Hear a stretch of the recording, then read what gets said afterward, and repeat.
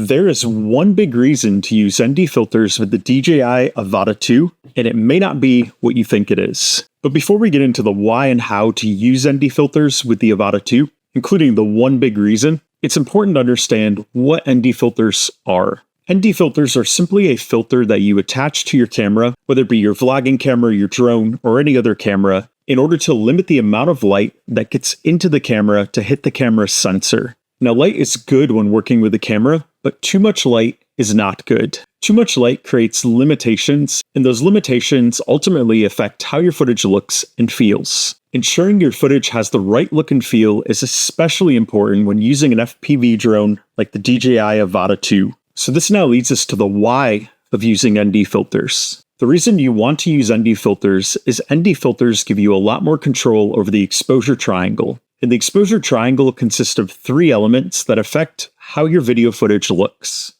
These are aperture, shutter speed, and ISO. ND filters make it possible to have static values for all three of those.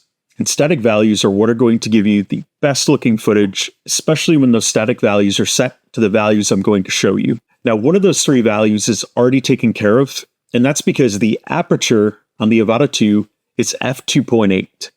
The aperture is already static and you cannot change it on the camera on this drone. But the shutter speed and the ISO are both variable, and we can set the precise values we want for the shutter speed and ISO. And the most important of those two variables is the shutter speed. For FPV footage that looks really good, we need to have a static shutter speed, and that shutter speed needs to be a specific value for the best looking footage. So this is the biggest reason to use the ND filters. Without ND filters, the shutter speed is going to be very fast. And a fast shutter speed gives very sharp frames, and sharp frames do not look at all good, especially with an FPV drone. When you're cruising along at full speed with that drone, and you're flying close to an object, all of those individual frames are going to feel really choppy and sharp, and it's not going to feel natural.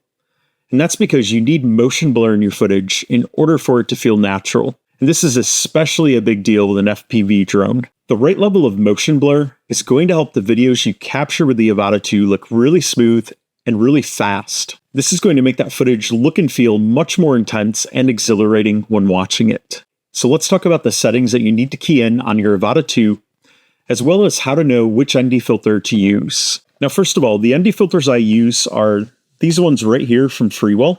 This is a standard 4-pack. And this pack has ND filters from ND8 all the way up to ND64. And what that means is these filters are going to pretty much cover you with any type of lighting situation during the day. So if it's a really, really bright setting at a beach or something like that, you may have to use ND64. If it's not so bright and kind of overcast, you may only need ND8. And if it's close to dawn or dusk, you may not need any of these ND filters at all.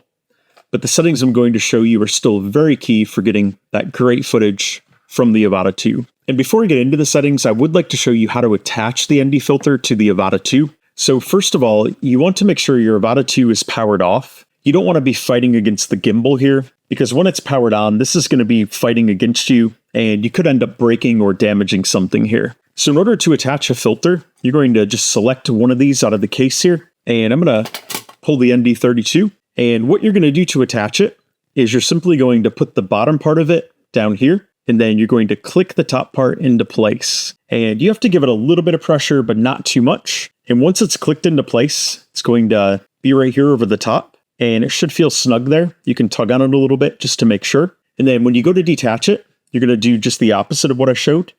You're just going to grab onto the top part here while holding onto the gimbal, and it's going to pop back off right there. So the next thing I'm going to do is I'm going to power on the Avata 2, going to put on the goggles, and I'm going to show you the settings that I recommend for getting the very best looking footage using ND filters and your Avata 2.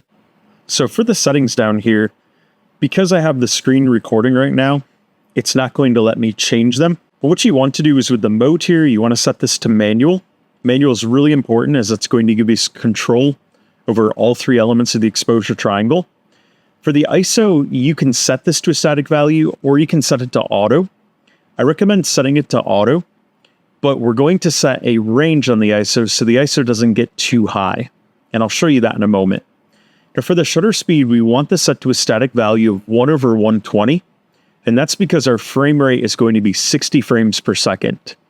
I find that 60 frames per second and 1/120 to give the best motion blur.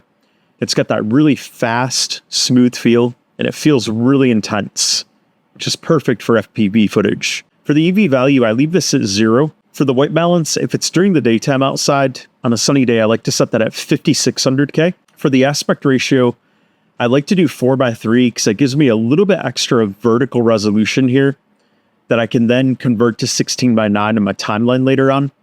If you don't want that, just keep it to 16:9 and that's fine. But if you do want that little bit extra, change it to 4:3. For the video quality, you want to set that to 4K 60. For the camera field of view, you're going to have normal, wide, or ultra wide. I like to set it to wide. Now, depending on where you're filming and what you're looking for, you could set that to ultra wide or normal. That's up to you. That's not going to affect the rest of these settings. For the auto ISO limit, I have that set at 400. So what that means is the ISO can go all the way down to 100 or all the way up to 400, but it can't go any higher than 400.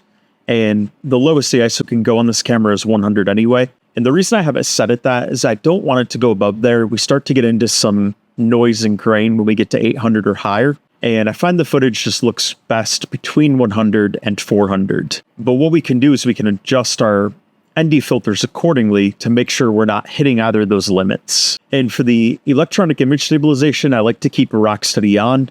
I find that works best. For the color, I like to do D-Log M. I like to grade the footage later on. But if you don't want to do any color grading later on, you can keep this at the normal mode for the color, and that's fine.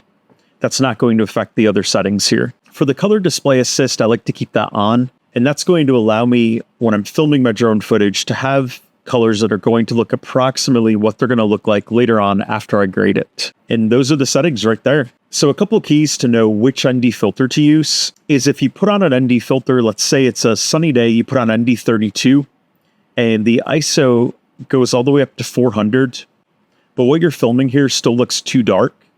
You want to take off the ND32 and you want to put on ND16. Chances are with ND16 it's going to look good, and your ISO is probably going to be somewhere between 100 and 400. But let's say you put on ND8 on that bright sunny day and your ISO goes down to 100, but your image looks way overexposed. If that happens, then you want to take that ND8 and you want to put on the darker ND16. Chances are if it was too bright with the ND8, ND16 may be enough. But if your ISO is still at 100 and it's too bright, then you want to put on ND32.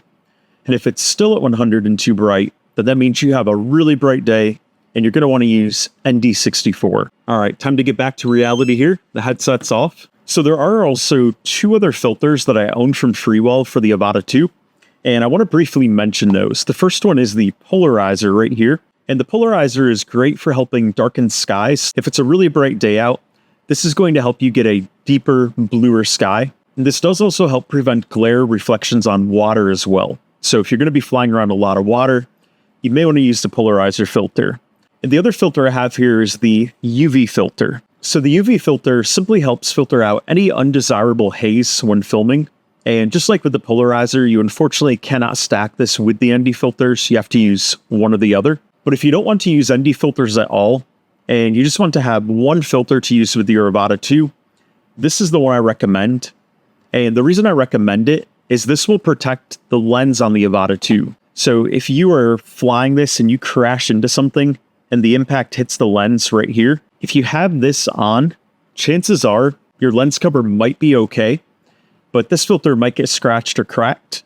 But if that happens, buying one of these, it's much lower cost than getting repairs done on your Avata 2. So if you don't buy any other filters, I recommend simply getting this one. UV filter is a great way to protect the lens cover on your Avata 2. Speaking of DJI products, if you like to vlog and you'd like to learn more about how to get the best footage with the DJI Osmo Pocket 3, check out this video right here.